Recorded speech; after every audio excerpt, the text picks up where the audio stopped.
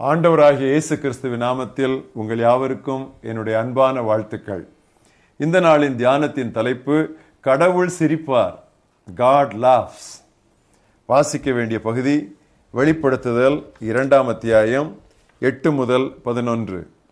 Smyrna சபையின் தூதனுக்கு நீ எழுத வேண்டியது என்னவெனில், முந்தினவரும் பிந்தினவரும் மரித்திருந்து பிழைத்தவருமானவர் சொல்கிறதாவது, உன் செயல்களையும் உன் உபத்திரவத்தையும் நீ செல்வமுள்ளவனாயிருந்தும் உனக்கு இருக்கிற தரித்திரத்தையும் தங்களை யூதர் என்று சொல்லியும் யூதராயிராமல் சாத்தானுடைய கூட்டமாயிருக்கிறவர்கள் செய்யும் தூஷணத்தையும் அறிந்திருக்கிறேன்.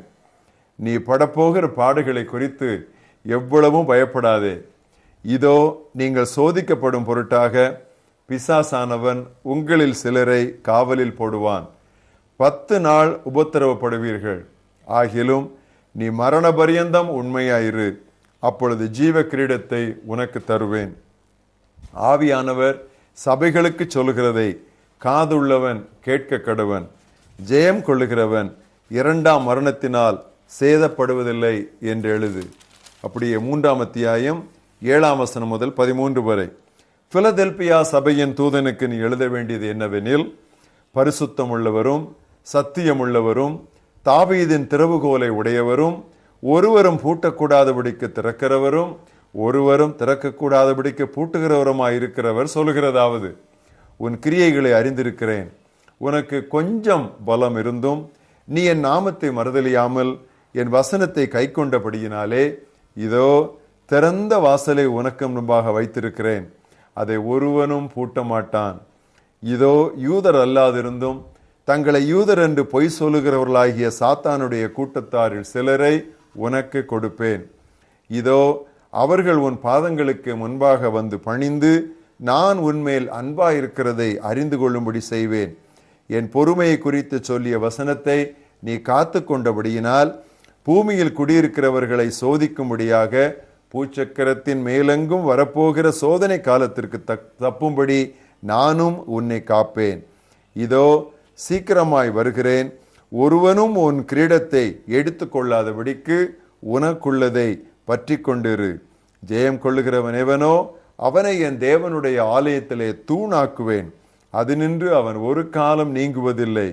என் தேவனுடைய நாமத்தையும் என் தேவனால் பரலோகத்திலிருந்து இறங்கி வருகிற புதிய எருசலேமாகிய என் தேவனுடைய நகரத்தின் நாமத்தையும் என் புதிய நாமத்தையும் அவன் மேல் எழுதுவேன்.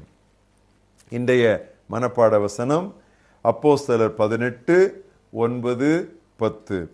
பயப்படாதே, அறிவித்துக் கொண்டே இரு, நிறுத்தாதே, நான் உன்னுடனே இருக்கிறேன். Don't be afraid, speak out, don't be silent, for I am with you. இறையரசு பணி எதையும் சாத்தான் காணாது விட்டு வைக்க மாட்டான். ஊழியத்தில் வரும் எதிர்ப்புகளை சமாளிப்பதற்கான சில ஆலோசனைகளை ஆதிச்சபையிலிருந்து நாம் கற்றுக்கொள்ளலாம். அவற்றில் சிலவற்றை நான் இன்று தியானத்தில் உங்களோடு பகிர்ந்து கொள்ள விரும்புகிறேன். முதலாவது, நற்செய்தியை கேட்போர் எதிர்க்கும் போது அவர்கள் மீது ஒருபோதும் கோபப்படாதீர்கள். அவர்கள் சத்துருவுக்கு பலியானவர்கள். They are just the victims of the enemy. அவ்வளவுதான். சுவிசேஷத்தின் ஒளி அவிசுவாசிகளாகிய அவர்களுக்கு பிரகாசமாய் இராதபடி இவ்வுலகின் தெய்வம் அவர்கள் கண்களை குருடாக்கிவிட்டது என்று 2 கொரிந்தியர் 4:4 வாசிக்கிறோம். திரும்ப திரும்ப உத்தமமாய் ஜெபத்துடன் சுவிசேஷத்தை பறைசாற்றிக் கொண்டே இருங்கள். சுவிசேஷம்தான் அதை கேட்போர் மீது வெளிச்சம் உண்டாக கடவது என கட்டளையிடும் தேவ வல்லமையாகும். இரண்டாவது, எதிர்ப்பவரது வாயடைக்கும் அளவில் கடவுளின் வல்லமை அபரிமிதமாய் வெளிப்பட ஜெபியுங்கள். நம்ம எல்லாருக்கும் தெரியும் அல்லவா, அப்போஸ்தலர் 4 அத்தியாயத்திலே நடந்த அந்த அற்புதம். It was an irrefutable miracle. சொஸ்தமாக்கப்பட்ட மனிதன் அவர்கள் அருகே நின்றபடியால் எதிர்பேச அவர்களுக்கு இடமில்லை என்று வாசிக்கிறோம். அப்போஸ்தலர் 4 அத்தியாயம் 24 முதல் 30 வரை உள்ள அந்த ஆதிச்சபையினுடைய ஜெபத்தை நாம் எல்லாரும் மனனம் செய்வது ஏற்றதாயிருக்கும். அதை நான் வாசிக்கிறேன். அவர்கள் அதை கேட்டு ஒருமனப்பட்டு தேவனை நோக்கி சத்தமிட்டு, கர்த்தாவே, நீர் வானத்தையும் பூமியையும் சமுத்திரத்தையும் அவைகளில் உள்ள யாவற்றையும் உண்டாக்கிய தேவனாயிருக்கிறீர். புறஜாதிகள் கொந்தளித்து ஜனங்கள் விருதா காரியங்களை சிந்திப்பானேன் என்றும், கர்த்தருக்கு விரோதமாகவும் அவருடைய கிறிஸ்துவுக்கு விரோதமாகவும் பூமியின் ராஜாக்கள் எழும்பி நின்று அதிகாரிகள் ஏகமாய் கூட்டம் கூடினார்கள் என்றும் தேவரீர் உம்முடைய தாசனாகிய தாவீதின் வாக்கினால் உரைத்தீரே.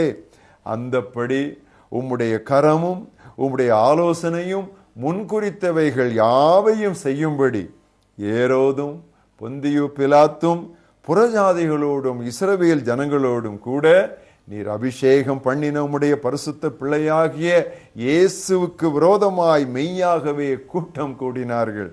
இப்போதும் கர்த்தாவே, அவர்கள் பயமுறுத்தல்களை தேவரீர் கவனித்து உம்முடைய பரிசுத்த பிள்ளையாகிய இயேசுவின் நாமத்தினாலே அடையாளங்களும் அற்புதங்களும் நடக்கும்படி செய்து பிணியாளிகளை குணமாக்கும்படி உம்முடைய கரத்தை நீட்டி உம்முடைய ஊழியக்காரர் உம்முடைய வசனத்தை முழு தைரியத்தோடும் சொல்லும்படி அவர்களுக்கு அனுக்கிரகம் செய்தருளும் என்று ஜெபித்தார்கள். இந்த ஜெபத்தை நாம் மனனமாக்குவோம். இந்தியாவிலே துன்புறுத்தலுக்கு ஏற்கனவே ஆளாக துவங்கியுள்ள நம்முடைய மிஷனரி பணியாளர்களுக்காக இவ்வித ஜெபத்தை நாம் ஏறெடுப்போம்.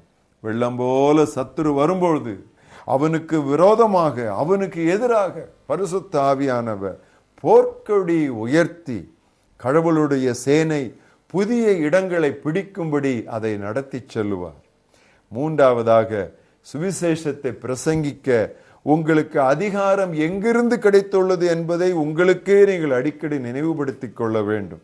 ஒரு இயக்கமோ ஒரு நிறுவனமோ ஒரு சபையோ அல்ல உங்களுக்கு அதிகாரம் கொடுத்தது.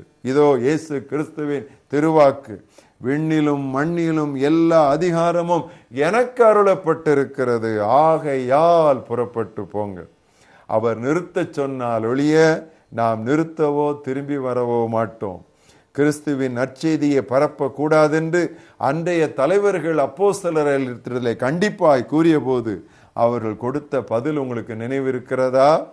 உங்களுக்கு செவி சாய்ப்பதா, கடவுளுக்கு செவி சாய்ப்பதா? இதில் கடவுள் பார்வையில் எது முறையானது என்று நீங்களே தீர்மானித்துக் கொள்ளுங்கள் என்று பதில் சொன்னார்கள். என்னதான் நேர்ந்தாலும் பரவாயில்லை என்று பொது உடைமை நாடுகளுக்குள் வேதாகம பிரதிகளை லட்சக்கணக்கில் கடத்தி மனிதருக்கல்ல கடவுளுக்கே கீழ்ப்படிய துணிந்த சகோதரன் ஆண்ட்ரூ, பிரதர் ஆண்ட்ரூ போன்ற மனிதர்தான் இன்றைக்கு திருச்சபைக்கு நிறைய தேவை. நான்காவதாக, பயப்படாதிருங்கள். பயமுறுத்தல்களுக்கு அஞ்சுவது இயல்புதான். ஆனால் கீழ்காணும் உண்மைகளை உங்கள் மனதில் நீங்கள் இருத்தி கொண்டால் இந்த பயத்தை சாதாரணமாக நீங்கள் மேற்கொள்ளலாம். கடவுள் நியமித்துள்ள காலத்திற்கு முன்னர் நீங்கள் சாகவே மாட்டீர்கள். மக்கள் உங்கள் உடலை கொல்லலாம், உங்கள் ஆன்மாவை தொட முடியாது. கிறிஸ்துவின் பெயருக்காக நீங்கள் துன்புறுத்தப்பட்டால் பெயர் பெற்றவர்கள். உங்களை ஒருவன் தொட்டால் அவன் கடவுளின் கருவிழியை தொட்டுவிட்டான் என்று பொருள்.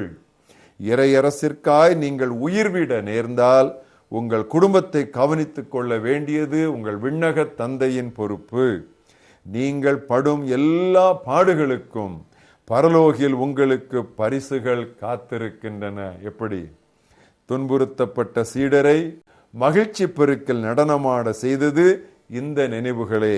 எனவேதான் அப்போஸ்தலர் 13ஆம் அத்தியாயம் 49 வசனம் முதல் இப்படி வாசிக்கிறோம். கர்த்தருடைய வசனம் அத்தேசமெங்கும் பிரசித்தமாயிற்று. யூதர்கள் பக்தியும் கனமுமுள்ள ஸ்திரீகளையும் பட்டணத்து முதலாளிகளையும் எடுத்துவிட்டு பவுலையும் பர்னபாவையும் துன்பப்படுத்தும்படி செய்து தங்கள் எல்லைகளுக்கு புறம்பாக அவர்களை துரத்தி விட்டார்கள். இவர்களோ தங்கள் கால்களில் படிந்த தூசியை அவர்களுக்கு எதிராக உதறி போட்டு இக்கோனியா பட்டணத்திற்கு போனார்கள். நடந்தது என்ன? சீடர்கள் சந்தோஷத்தினாலும் பரிசுத்த ஆவியினாலும் நிரப்பப்பட்டார்கள். ஐயோ, பிசாசு வெட்கம் அடைந்தான், கடவுள் மறுபடியும் சிரித்தார். பயப்படாதே, அறிவித்துக் கொண்டே இரு, நிறுத்தாதே, நான் உன்னோடு இருக்கிறேன். எங்கள் மகா பெரிய தேவனே, சேனைகளின் கர்த்தரே, தேவாதி தேவனே, ராஜாதி ராஜாவே, கர்த்தாதி கர்த்தாவே, உம்மை நோக்கி பார்க்கிறோம். திருவசனத்தை, சுவிசேஷத்தை அறிவிப்பதற்கு எதிராக எங்களுக்கு வரக்கூடிய எல்லா பயமுறுத்தல்களுக்கும் எதிராக பரிசுத்த ஆவியானவர் எங்களுக்காக போர்க்கொடியை ஏற்றுகிறவராய் இருக்கிறதற்காக நாங்கள் நன்றி சொல்லுகிறோம். பயந்து அடங்கி ஒதுங்கி நாங்கள் சென்று விடாதபடிக்கு எவ்வளவு நாங்கள் எதிர்ப்புகளையும் துன்புறுத்தல்களையும் அனுபவிக்க வேண்டியது இருக்கிறதோ, சந்திக்க வேண்டியது இருக்கிறதோ, அந்த அளவிற்கு எங்கள் சுவிசேஷ பணிகளை நாங்கள் கூட்ட பெருக்க நீர் எங்களுக்கு உதவி செய்யும். கர்த்தாவே, குறிப்பாக துன்புறுத்தலுக்குள் இருக்கிற சபையினருக்காக வெளிப்படையாக ஆராதிக்க கூட முடியாமல் இன்றும் இரத்த சாட்சிகளாய் மரித்து கொண்டிருக்கிற அநேக தேவ ஊழியருடைய குடும்பங்களுக்காக நாங்கள் செபிக்கிறோம். கர்த்தாவே, அவர்களை பொறுப்பெடுக்க வேண்டியது உம்முடைய பொறுப்பு. ஆண்டவரே, உம்முடைய சமூகத்திலே சுவிசேஷம் இன்னும் திறந்த வெளியிலே பிரசங்கிக்கப்பட முடியாத அளவிலே ஆங்காங்கே மறைவிடங்களிலே உம்முடைய வார்த்தைகளை பிரசங்கித்துக் கொண்டிருக்கிற, தங்கள் உயிரை பணயம் வைத்திருக்கிற ஊழியருக்காக நாங்கள் செபிக்கிறோம். அந்த மக்களுடைய கரங்களை திடப்படுத்தும்.